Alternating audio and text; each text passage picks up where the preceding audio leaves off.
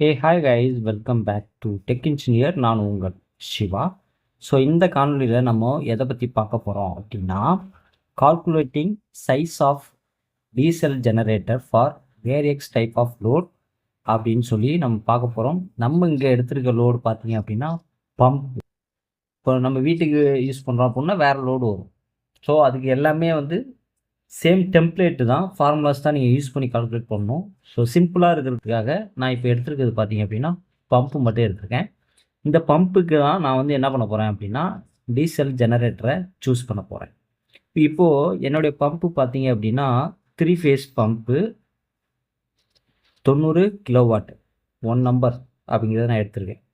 இப்போ இந்த power factor அப்படிங்கிறது, இந்த பம்போட பவர் ஃபேக்டர் பார்த்தீங்க அப்படின்னா 0.7 அப்படிங்கிறது ஸ்டார்டிங், 0.8 அப்படிங்கிறது ரன்னிங். இந்த பம்புக்கு நான் யூஸ் பண்ணக்கூடிய ஸ்டார்டர் பார்த்தீங்க அப்படின்னா ஷாஃப்ட் ஸ்டார்டர்.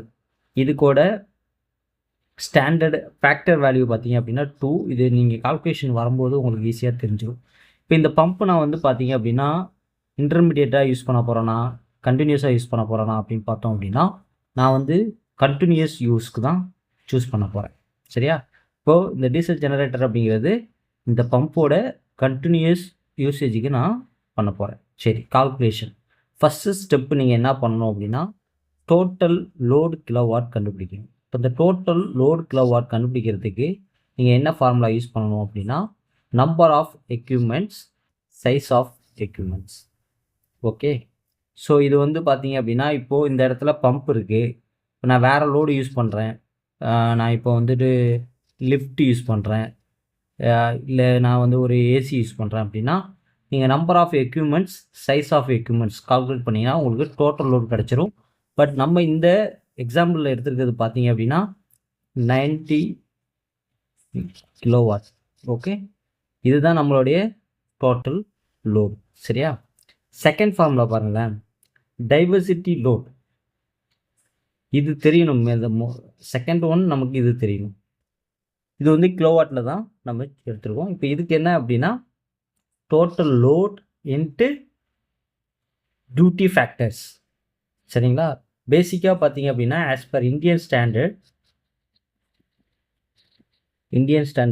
பார்த்தீங்க அப்படின்னா டியூட்டி ஃபேக்டர் அப்படிங்கிறது 0 to 1 இருக்கும். சரிங்களா? இப்போது நம்ம கால்குலேஷனுக்குள்ளே போகலாம்.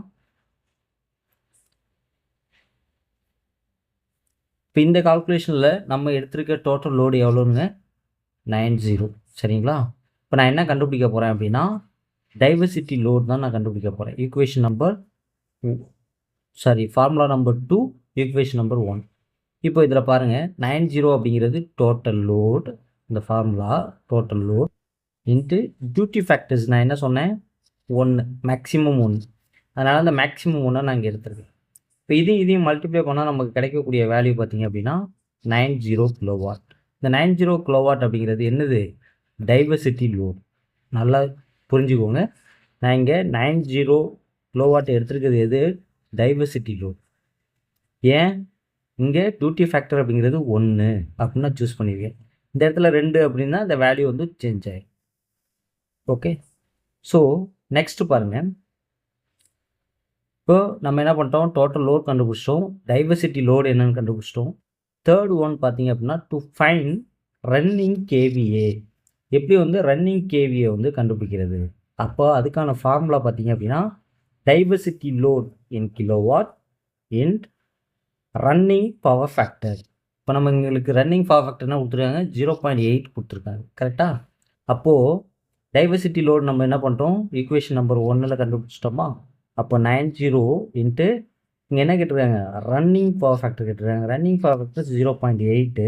இது ரெண்டையும் மல்டிப்ளை பண்ணால் நமக்கு ரன்னிங் கேவிஏ கிடச்சிடும். இப்போ இது ஈக்குவேஷன் நம்பர் 2. ஓகே, ஸோ இப்போ நெக்ஸ்ட் நம்ம என்ன கண்டுபிடிக்கணும் அப்படின்னா கேவிஏ கண்டுபிடிச்சிட்டோம், ரன்னிங் ஆம்ப்ஸ் கண்டுபிடிக்கணும்ல. அதுக்கான ஃபார்முலா என்ன அப்படின்னா டைவர்சிட்டி லோட் டிவைடட் பை 1.732, அதாவது √3 value into voltage running power factor. சரிங்களா? இப்போது 90 அப்படிங்கிறது என்னது? நமக்கு diversity load. Equation number 1 submit பண்ணியாச்சு. 1000 அப்படிங்கிறது கிலோவாட் வேரியேஷன்ஸ்க்கு யூஸ் பண்ணுறது. இது கான்ஸ்டன்ட் வேல்யூ. சரிங்களா? அப்புறம் 1000 எப்படி சார் வந்ததுன்னு கேட்கக்கூடாது. ஓகே. ஸோ அப்போது இந்த ஈக்குவேஷனை சால்வ் பண்ணும்போது நமக்கு என்ன கிடைக்குது அப்படின்னா 156.7 ஆம்ப்ஸ் அப்படிங்கிறது கிடைக்குது. சரிங்களா? இப்போ பாருங்கள், நெக்ஸ்ட் ஸ்டெப்பு நம்ம என்ன கண்டுபிடிக்கணும் அப்படின்னா ஸ்டார்டிங் ஆம்ப்ஸ் எவ்வளோ எடுக்குது இதை நம்ம ஃபைன் பண்ணணும். அப்போது ஸ்டார்டிங் ஆம்ப்ஸ் நமக்கு தெரியணும் அப்படின்னா ரன்னிங் ஆம்ப்ஸ் இன்டு இப்போ இந்த பம்புக்கு நம்ம சூஸ் பண்ணியிருக்கோம்ல, நம்ம ஆல்ரெடி சொன்னோம்ல, இந்த இடத்துல சொன்னோன்னா 2 ஷாஃப்ட் ஸ்டார்டர் யூஸ் பண்ணுறேன் அப்படின்னு சொன்னேன். கரெக்டாக? அப்போ இந்த ஷாஃப்ட் ஸ்டார்டர் யூஸ் பண்ணும்போது அந்த 2 இங்கே எங்கே வருது பாருங்கள், ரன்னிங் ஆம்ப்ஸ் ஷாஃப்ட் ஸ்டார்டர். இப்போ இதை போட்டிங்க அப்படின்னா உங்களுக்கு ஸ்டார்டிங் ஆம்ப்ஸ் கிடச்சிரும். அப்போ ஸ்டார்டிங் ஆம்ப்ஸ் எவ்வளோ, இந்த பம்பு ஆன் ஆகும்போது இது எடுக்கக்கூடிய ஆம்ப்ஸ் எவ்வளோ, 313. இது வந்து 3 ஃபேஸ் பம்பு, அதையும் நீங்கள் மைண்டில் ஞாபகம் வச்சுக்கணும். அப்போ 3 ஃபேஸ் அப்படின்னா 415 வந்து இதோடைய வோல்டேஜ். ஓகேவா? அடுத்து பாருங்கள், ஸ்டார்டிங் ஆம்ப்ஸ் கண்டுபிடிச்சிட்டோம். இப்போது ஸ்டார்டிங் கேவிஏ கண்டுபிடிக்கப்போம். இப்போ இந்த ஸ்டார்டிங் கேவிஏக்கான ஃபார்முலா என்ன அப்படின்னா diversity factor divided by starting power factor into soft starter. அப்போது டைவர்சிட்டி ஃபேக்டர்ஸ் நம்ம ஆல்ரெடி கண்டுபிடிச்சி வச்சுருக்கோம் இல்லையா? அப்போ அது என்னது 90.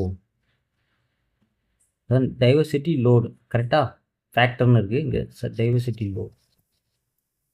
சரியா? Divided by starting power factor. Starting power factor 0.7 கொடுத்துருந்தாங்க. ஷார்ட் ஸ்டார்டருக்கு 2. இப்போ இதை சிம்பிளிஃபை பண்ணால் நமக்கு கிடைக்கக்கூடியது 257 kVA. இது வந்து ஈக்குவேஷன் நம்பர் 3. இப்போது என்ன சொல்கிறாங்க, இப்போ நம்ம ஃபைனலாக நம்ம டிஜி என்ன வேணும் அப்படிங்கிறத சூஸ் பண்ண போகிறோம். ஓகே. இப்போ பாருங்கள், என்ன டோட்டல் ஸ்டார்டிங் கேவிஏ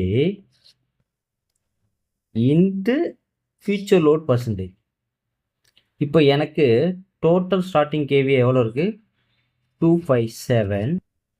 சரிங்களா? இப்போ 257ங்கிறது என்னுடைய டோட்டல் என்னது ஸ்டார்டிங் கேவிஏ. கரெக்டாக? இப்போ என்னுடைய ஃபியூச்சர் லோடு ஒரு எப்படி சொல்கிறது, ஒரு 1% எனக்கு நான் ஆட் பண்ணுவேன் அப்படின்னா நீங்கள் சூஸ் பண்ணக்கூடிய டிஜிசி கேவிஏ எவ்வளோ, 257 kVA. இந்த ரேட்டிங்குள்ளே மார்க்கெட்டில் எது அவைலபிள் இருக்கோ அதை தான் நம்ம சூஸ் பண்ணணும். சரிங்களா? இதை விட்டுட்டு நம்ம போயிட்டு தப்பாக சூஸ் பண்ணால் ரொம்ப ரொம்ப ரொம்ப ரொம்ப கஷ்டம். ஓகே.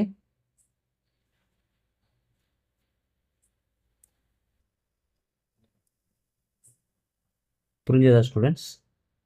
ஸோ தேங்க்ஸ் ஃபார் வாட்சிங் Tech Engineer. Have a great day. இந்த காணொலி உங்களுக்கு பிடிச்சிருந்தது அப்படின்னா லைக் பண்ணுங்கள், ஷேர் பண்ணுங்கள், சப்ஸ்கிரைப் பண்ணுங்கள். நன்றி, வணக்கம்.